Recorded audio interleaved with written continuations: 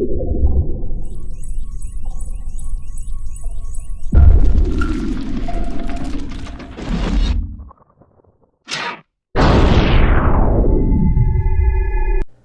today's video, we're going to be talking about the mathematics of circular motion. After watching this video, you should be able to understand and apply some of the equations that will be presented in this video to objects undergoing circular motion. So basically, I'm going to give you some equations, and then you should be able to work with those equations if I give you some information about an object undergoing circular motion. So let's get right into it. There's really only going to be three quantities of particular importance in this lesson, okay? And those quantities of importance are dealing with speed, acceleration, and force. Okay, so most of the equations, if not all the equations, are going to be focusing on speed, acceleration, and force. And so trying to calculate one of those three will probably be of utmost importance. Okay, so keep that in mind as we kind of go through this. Here is the formula for speed. The average speed of an object is distance divided by time, and that's nothing new, right? I mean, that was something we talked about in previous chapters. But since we're talking about circular motion, an object going in a circle, another way to look at distance is the formula for the circumference, because that's what it's called. That's a really crummy looking circle, but that's what it's called to go around the circle. This is the circumference. If I were to walk the distance of this whole circle, that's called the circumference, and the circumference equals 2 pi r. Okay, so another way of looking at distance is to, if you just know the radius of your circle, if you know the radius of your circle, which is half the diameter, you can then figure out the circumference. Okay, and that's really a distance. And then if I tell you that, it takes me, X amount of time to go around the circle, well, then now you can calculate speed. Okay, so t represents the period or the time.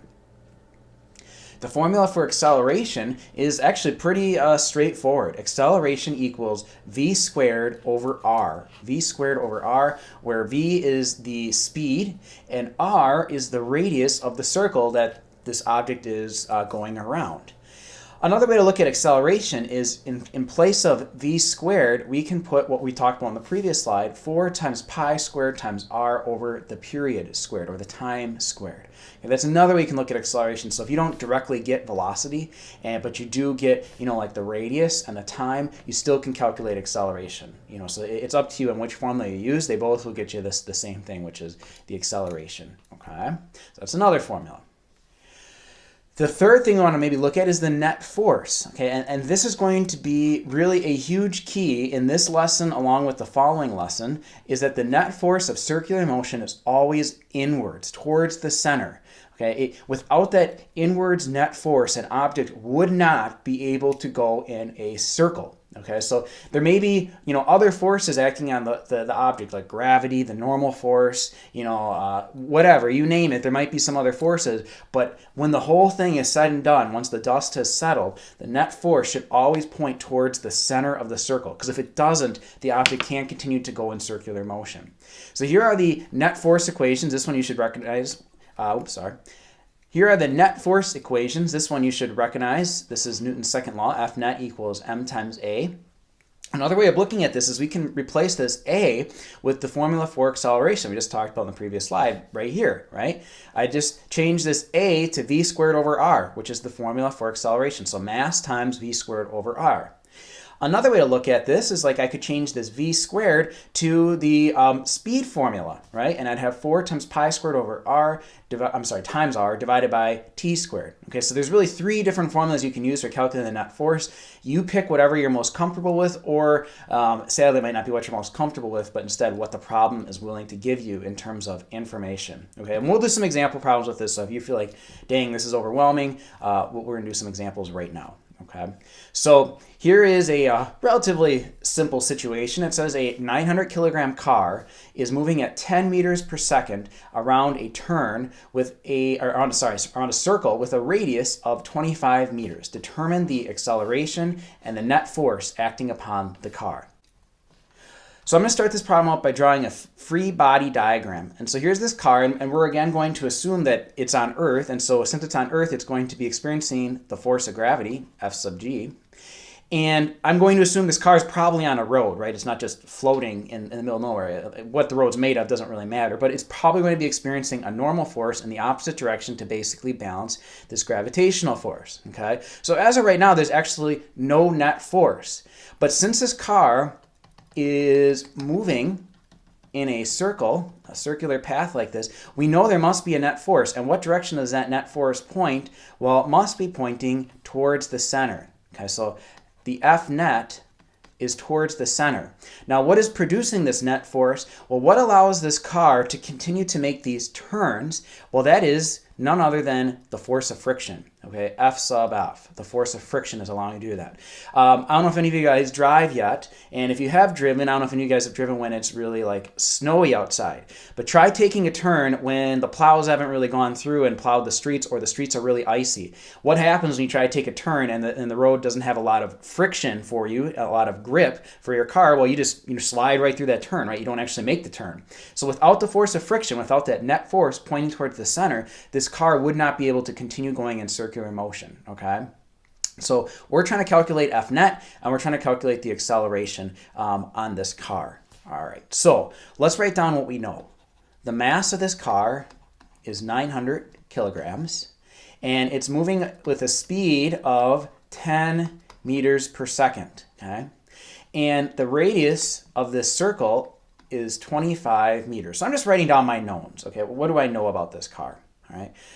The first thing I want to do is I want to calculate the acceleration. And in one of our slides, the previous slides, I talked about that acceleration is v squared over r. Do I have v? Well, s really is v. I probably should have labeled it as such. So v is 10 meters per second. Do I have an r? I do. It's 25. So the question is, what is 10 squared divided by 25? And if you do that math, you get 4 meters per second squared. Sorry, my handwriting is so poor. 4 meters per second squared.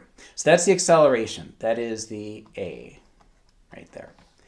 Now, what is the net force acting on the car?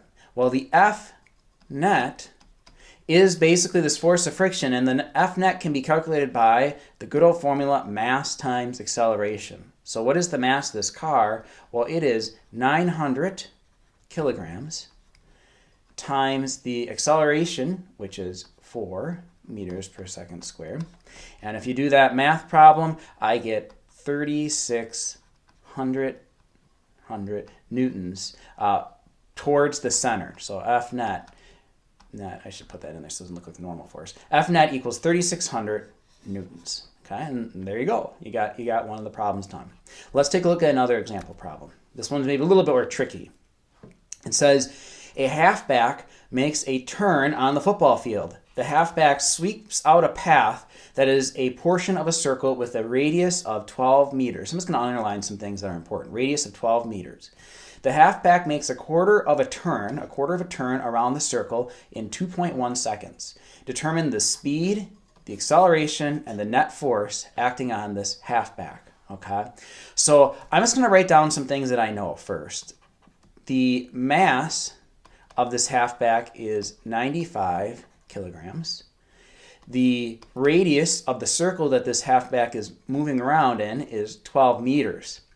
He only makes a quarter of a turn, though, of this circle. So keep that in mind as we try to calculate the amount of distance that he traveled. Okay, so we don't actually know what the distance is that he traveled, but we're going to try to figure that out in just a second. Do we know anything else about this halfback? Oh, the time, or the period, is 2.1 seconds. Okay, so the first thing I want to do is I want to calculate the speed. Okay, what is the speed?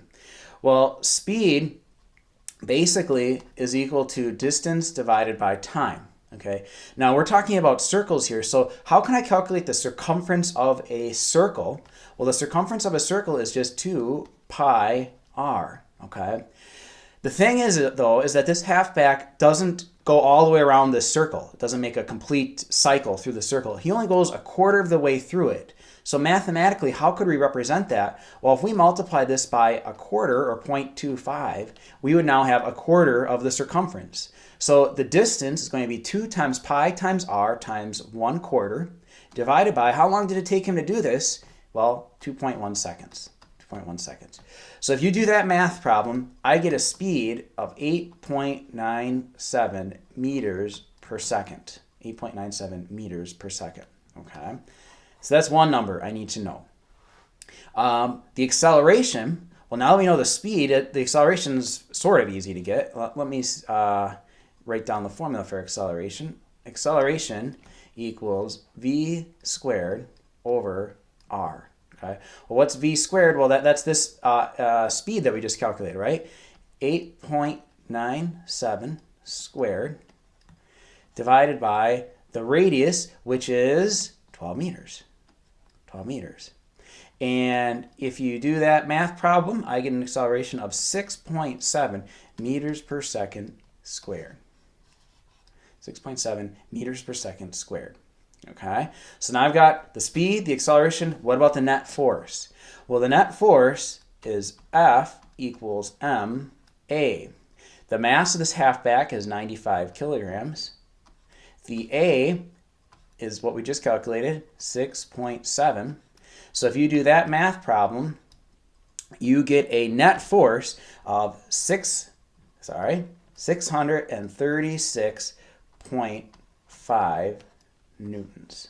636.5 newtons. All right, and that would be the net force, and it would be pointed towards the center of this circle.